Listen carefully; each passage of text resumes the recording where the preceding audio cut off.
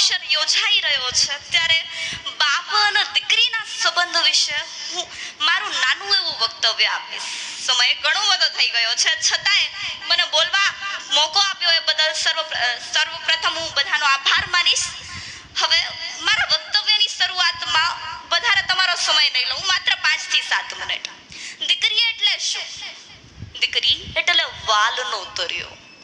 આપણે ઘરના આંગણે ફૂલ કે પુષ્પનો છોડ વહાવીએ ને તો ઘરનું આંગણું સુગંધિત થાય, પણ ઘરમાં જો એક દીકરી હોય ને તો સમગ્ર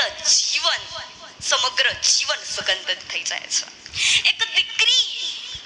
એક દીકરી માત્ર પોતાના પિતાનું જ ગૌરવ નથી હોતું, એ 2 કુળને ઉજાડે છે.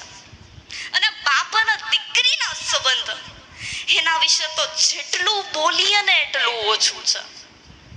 પપ્પા કે મમ્મી ઘરેથી કામે ગયા હોય અને થાકેલા જ્યારે ઘરે આવે, પાણીનો ગ્લાસ એની સામે ધરીને કે પપ્પા મમ્મી ચિંતા ના કરો, કાલે હું કામે જઈશ.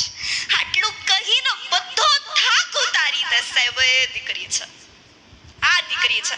તમે જાણો છો દીકરી અને બાપનો સંબંધ શ્રેષ્ઠ કેમ છે? દીકરી પોતાના પિતાને સૌથી વધારે વહાલ કેમ કરે છે? કારણ કે દીકરીને ખબર છે કે હું જ્યારે અગવડમાં પડીશ, જ્યારે મારા જીવનમાં કોઈ મુસીબત આવશે ને ત્યારે પહેલા મારો બાપ મારી સાથે હશે.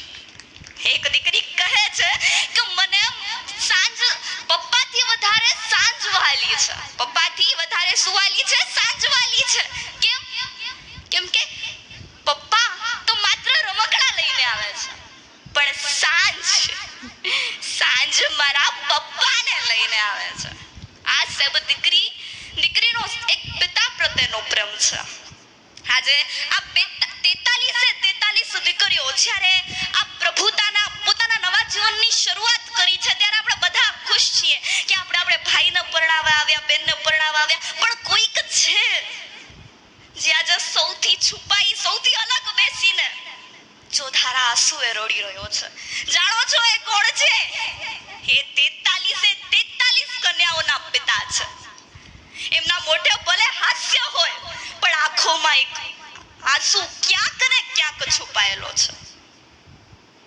આજે એક બાપની વેદના, મને સુરોની વધારે સમજ નથી, પણ નાની એવી 2 પંક્તિઓથી હું એક બાપની વેદનાને વર્ણવું તો લૂંટાઈ ગયો મારો લાડ ખજાનો અને દાદ હું જોતો રહ્યો, કાળો ઝાકેરો કટકો મારો હે ગાંઠથી છૂટાઈ ગયો,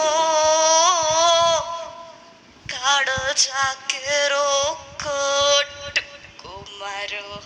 હા સાહેબ, બાપ અને દીકરીનો સંબંધ છે કે આમના જે પિતાઓ છે એમને તો એમ જ લાગતું હશે કે હજી કાલની જ તો વાત હતી જ્યારે આ નાની ઢીંગલીઓ મારી આંગળી પકડીને ચાલતા શીખેલી.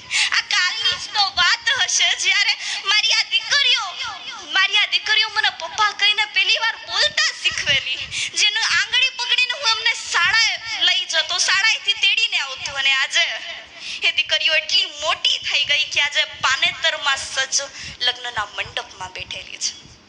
હવે એક દીકરીની વેદનાને જો હું ફરી મને સુરોની જેમ સમજ નથી, મેં આગળ પણ કીધું એમ શબ્દોમાં ગાઈને સંભળાવું તો ડોરીએ ખીંચી ડોરી પલને કી તૂને મોરી, मेरे सपनों को झुलाया सारी रात, तेरी लाडकी मैं हो तेरी लाडकी मैं छोड़ूंगी ना तेरा हाथ, छोड़ूंगी ना तेरा हाथ.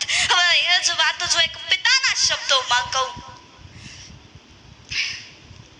ખમ્માગણી તું ન ખમ્માગણી મારી લાડકડી ને ઘણી ખમ્મા, ઓરે ઓરે ઓ પારે વડા તું કાલે ઉડી જાજ રે, આજ કી રાત जाना मेरे पास. આજે પિતાઓ ખાલી પોતાની દીકરીને જ નથી આપતા, આજે પોતાના જીવનની આખી મૂડીને આપે છે, આજે પોતાના કાળજાના કટકાને તમને આપે છે. એ કાળજાના કટકાને સાચવવાની જવાબદારી તમારી છે.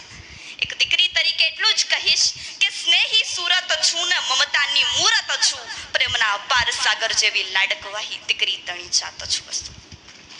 ખૂબ ખૂબ